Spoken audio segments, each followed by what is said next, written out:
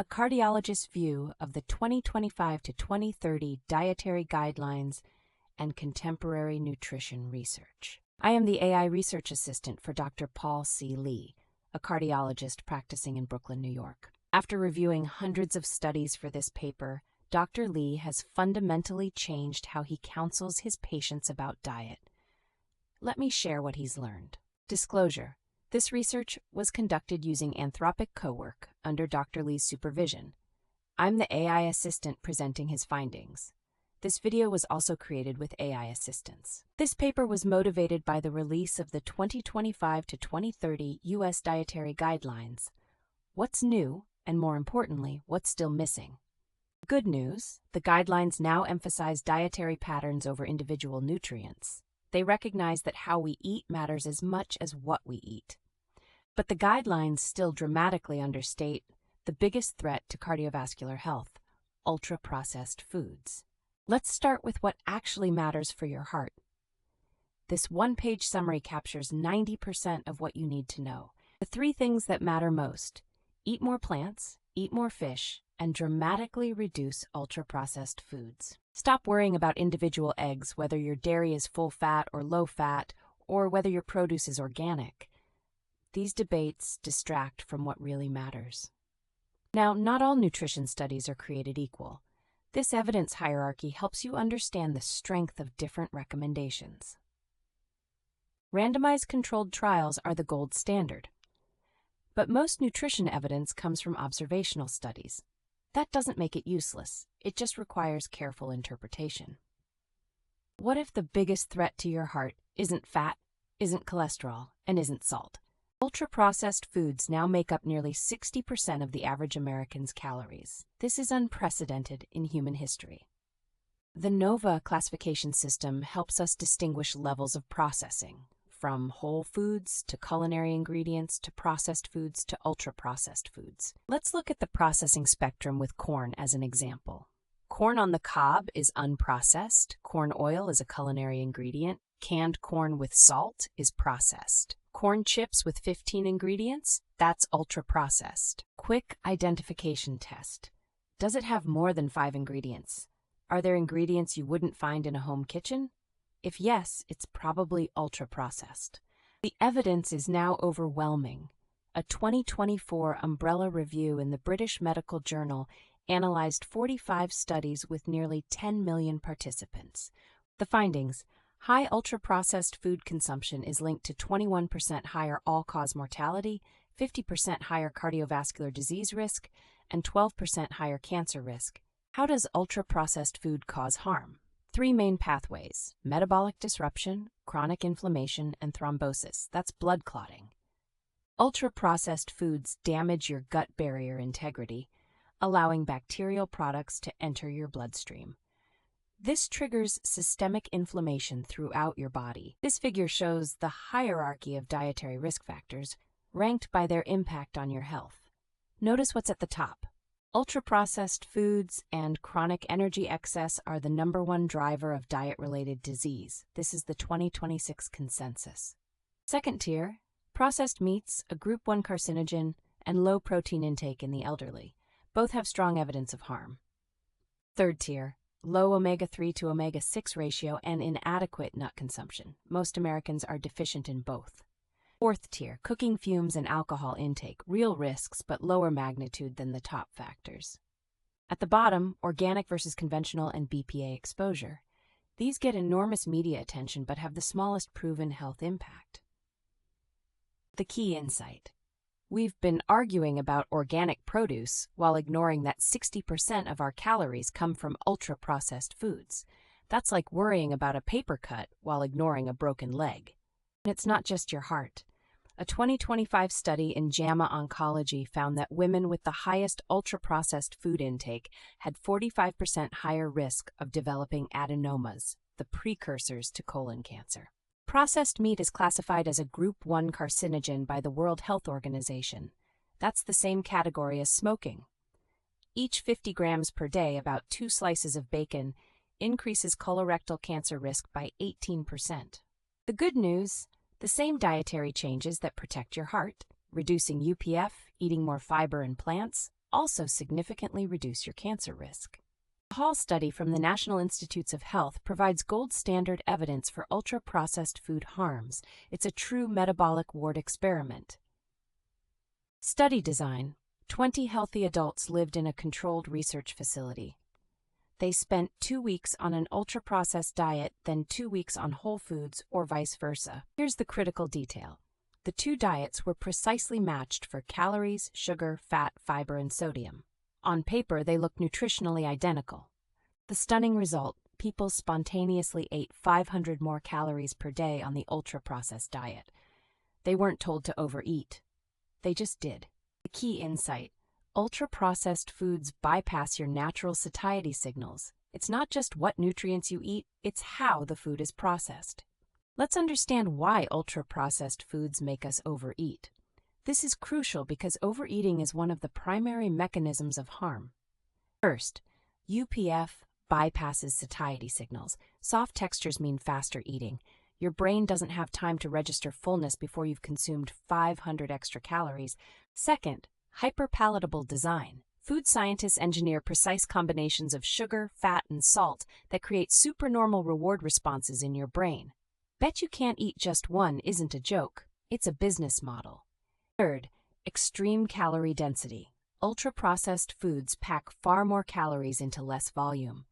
Instant noodles have 2 to 3 times the calorie density of home-cooked versions.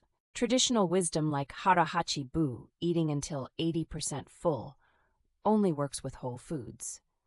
Ultra-processed foods hijack your fullness signals before they can work. Now let's talk about fats. This figure shows the story is far more nuanced than the old advice that all fat is bad. We have saturated fats, monounsaturated fats, and polyunsaturated fats. As you can see, each plays a different role in your cardiovascular health. This oil matrix helps you choose cooking oils based on heat tolerance, and there's a critical reason beyond just flavor. As shown here, extra virgin olive oil is excellent for low to medium heat cooking. For high heat cooking like stir-frying, avocado oil is a better choice. Here's something important that's rarely discussed. Cooking fumes are classified as a probable carcinogen by the World Health Organization. Studies from Hong Kong and Taiwan found that non-smoking women who cook frequently have significantly higher lung cancer rates. One study showed a 3.4 times higher risk with heavy fume exposure. The good news: proper ventilation reduces this risk by up to 50%. Turn on your range hood before you heat the pan, not after. Use oils appropriate for your cooking temperature, high smoke point oils like avocado oil for high heat stir frying, and always ensure good ventilation. The food matrix concept explains why the same nutrient can have different effects depending on its food source. For example, some studies suggest calcium supplements may increase cardiovascular risk, but calcium from dairy foods appears neutral or even protective. The food matrix matters. Dairy has been unfairly demonized for decades. This figure shows why it's time for rehabilitation. Recent meta-analyses show that full-fat dairy has neutral to protective effects on cardiovascular health. The low-fat advice may have been wrong. But not all dairy is equal. This dairy spectrum shows the range from beneficial to harmful. As you can see, yogurt and cheese with live cultures are beneficial. Ultra-processed cheese products and sweetened dairy drinks should be avoided. This figure shows protein swaps that can make a big difference for your heart. Small changes, significant impact. Try replacing red meat with fish twice a week. Add legumes like beans and lentils as plant protein sources. Fish is the cardiovascular superstar. The omega-3 fatty acids reduce inflammation and lower heart disease risk. Aim for 2 to 3 servings per week. Fatty fish like salmon, mackerel, and sardines have the highest omega-3 content. This figure shows proper nut portions. Nuts are heart healthy, about 1 ounce daily, a small handful. Walnuts are especially beneficial for heart health due to their omega-3 content, but watch your portions. The calories add up quickly. Now let's talk about nuts and dark chocolate in more detail. These are true cardiovascular powerhouses, but dosage matters. The Adventist Health Study 2, published in 2025, found that regular nut consumption was associated with a 14 to 19% reduction in cardiovascular mortality. Why are nuts so effective? The fat molecules are trapped in the cell matrix, leading to incomplete absorption and sustained release. You don't absorb all the calories. Dark chocolate, specifically the cocoa flavanols, has been shown to significantly reduce blood pressure. This is real medicine. But here's the critical caveat: dosage matters. These are medicinal amounts, not indulgence. 1 ounce of nuts per day, 1 square of dark chocolate. That's the therapeutic dose. A whole bag of nuts or an entire chocolate bar. That's not heart healthy, that's caloric excess with a health halo. Here's something most dietary guidelines miss. Protein requirements increase significantly with age. Young, sedentary adults need about 1.0 to 1.2 grams of protein per kilogram of body weight. That's just to prevent deficiency. Active adults doing resistance training need 1.2 to 1.6 grams per kilogram to optimize muscle synthesis. But elderly adults, especially those at risk for sarcopenia, need 1.2 to 1.5 grams or more per kilogram. This is critical for preventing frailty. Why the higher requirement? It's called anabolic resistance. As we age, our muscles become less responsive to protein. This graph shows it clearly. Young muscle responds with a steep rise to even low protein doses. Aged muscle needs a much higher dose to trigger the same synthesis. The clinical implication: older adults need at least 30 grams of protein per meal to trigger meaningful muscle synthesis. A 10-gram breakfast is insufficient. For my elderly patients, I now recommend distribute your protein across 3 meals with at least 30 grams each. This is how you preserve muscle and prevent falls. Carbohydrates: quality matters far more than quantity. This figure shows glycemic index and glycemic load, how quickly foods raise your blood sugar. Lower is generally better for cardiovascular health. Whole grains and legumes provide slow, steady energy. Refined grains and added sugars cause rapid blood sugar spikes. Fiber is the unsung hero of cardiovascular health. This figure shows why it's so important. Aim for 25 to 30 grams of fiber daily from whole foods. Fiber lowers cholesterol, improves gut health, and feeds beneficial bacteria. What you drink matters as much as what you eat. This beverage hierarchy guides your choices. Your foundation should be water and unsweetened tea. These should be your go-to drinks throughout the day. Sugar-sweetened beverages are liquid disease.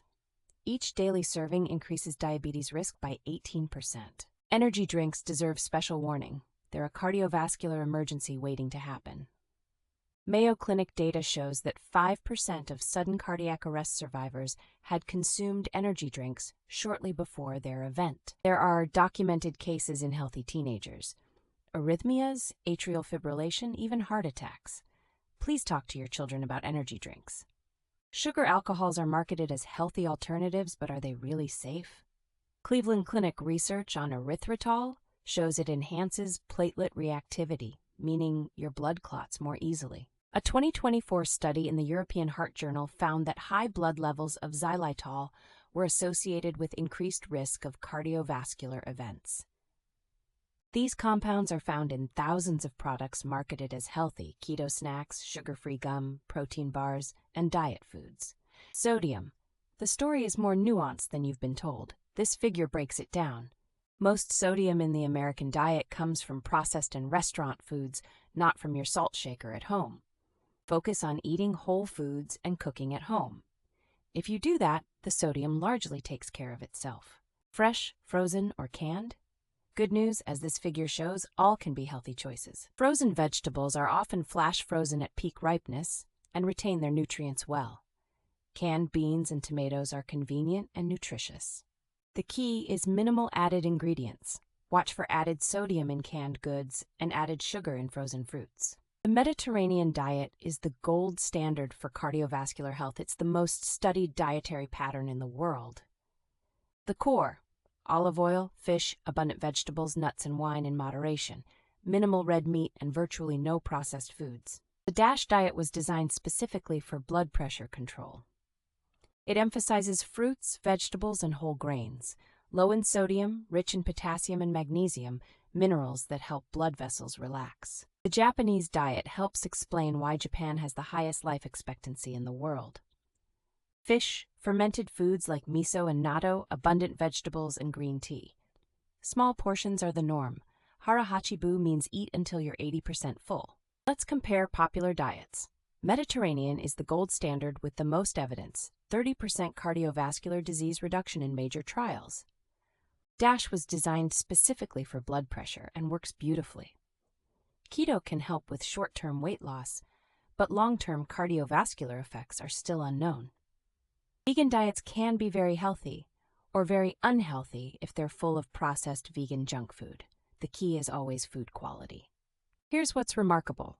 All traditional diets share the same core features: plants, fish or plant proteins, fermented foods, and minimal processing. Specific foods vary by culture, but the pattern is universal. The real question isn't which diet, it's whether your food is real or ultra-processed. This brings us to heritage plates. Look at this figure showing soul food, traditional Chinese, and Caribbean Latin plates. Notice the common formula: 50% non-starchy vegetables, 25% lean protein, 25% fiber-rich carbohydrates. This ratio works across all heritage cuisines. Traditional soul food featured leafy greens, black-eyed peas, sweet potatoes, all incredibly heart-healthy. The threat is the modern fried processed versions. Traditional Chinese cuisine with its stir-fried vegetables, steamed fish, and fermented foods is cardioprotective. The threat is instant noodles and fried takeout. The enemy isn't your grandmother's cooking. It's the ultra-processed foods that have replaced your traditional cuisine. Reclaim your heritage. It's good for your heart. Intermittent fasting has gained popularity, but let's be realistic about what it can and cannot do. This figure shows common eating windows. Time-restricted eating, like a 16-8 or 14-10 window, may help with weight management for some people. But fasting is not magic. The quality of the food you eat still matters most. Don't fast and then eat ultra-processed junk in your eating window. Now I need to share some new caution about intermittent fasting. The data has evolved, and we need to update our recommendations. A 2024 preliminary analysis presented at the American Heart Association showed something concerning about very narrow eating windows. People who restricted eating to an 8-hour window or less had a 91% higher risk of cardiovascular mortality compared to those with 12 to 16-hour eating windows. Let me be clear. This is preliminary data, not a randomized trial, but it's a strong enough signal that we need to be cautious. What's the safe zone? A 10 to 12-hour eating window, roughly 7 a.m. to 7 p.m., aligns with circadian biology without the extreme restriction. What about caloric restriction? The calorie trial showed that sustained restriction can slow biological aging by 2 to 3%, but it's practically difficult and risks muscle loss. Here's the bottom line. Focus on what you eat, not just when you eat. A 16 to 8 fasting window with ultra-processed foods is far worse than a normal eating schedule with whole foods. The food quality always comes first. Let's talk about heart-healthy eating on a budget. This figure shows you don't need expensive superfoods or organic everything. Dried beans, frozen vegetables, canned fish like sardines and salmon, all affordable and highly nutritious. The biggest money saver is also the healthiest choice: cooking at home. It costs a fraction of eating out and gives you control over ingredients. Now let's talk about practical tips that actually work in real life. One of the strongest findings in nutrition research: cooking at home more than 5 times per week is associated with 41% lower mortality. When shopping, focus on the perimeter of the grocery store. That's where the produce, meat, fish, and dairy live. Read ingredient labels. More than 5 ingredients? Ingredients you can't pronounce? That's a red flag for ultra-processing. Beware the health halo effect when marketing makes unhealthy foods seem healthy. Plant-based doesn't automatically mean healthy. A plant-based burger can be just as ultra-processed as a regular one. Organic cookies are still cookies. What about supplements? For most people with a reasonably good diet, they're unnecessary. Food first always. Supplements cannot replicate the complex symphony of nutrients in whole foods. Alcohol is complicated. Let's be clear about what the science actually shows. No amount of alcohol is truly safe for your health. If you don't currently drink, don't start for supposed health benefits. The gut microbiome is the new frontier in cardiovascular research. Fermented foods and fiber feed your healthy gut bacteria. Ultra-processed foods disrupt the entire ecosystem. Here's something fascinating. This figure shows two people eating the same banana with completely different blood sugar responses. Person A barely spikes at all. Person B shoots up to 160 milligrams per deciliter. Same food, completely different metabolic responses. This is why personalized nutrition matters. Your microbiome, genetics, and metabolic health all influence how you respond to foods. The takeaway: use dietary guidelines as a starting point, but pay attention to how your body responds. This figure summarizes the 2026 consensus on nutrition and heart health. 3 columns: do, don't, and eliminate. Do: get at least 1.2 grams of protein per kilogram of body weight. Eat fatty fish 3 times a week. Enjoy nuts daily, and fill your plate with voluminous vegetables. Don't: stress about organic except for the dirty dozen. Don't avoid all dairy. Don't fear eggs, and don't trust whole grain labels on processed foods. Eliminate: processed meats, sugary beverages, and ultra-processed snacks. These are the true enemies of cardiovascular health. Remember, the goal is not perfection, but progress. A diet 80% aligned with these principles that you can sustain outperforms a perfect diet that lasts 2 weeks. Let's summarize the bottom line. Reducing ultra-processed foods is the single highest impact change you can make for your cardiovascular health. Eat food, not too much, mostly plants, and make absolutely sure it's actually food, not an industrial product engineered to make you overeat. The complete 96-page paper with all figures and references is available in the video description below. If you're interested in how these principles apply specifically to Chinese American and Asian American communities, Dr. Lee has a companion video coming soon that addresses those unique considerations. Thank you for watching. If you found this helpful, please subscribe and share this video with someone who needs to hear this message.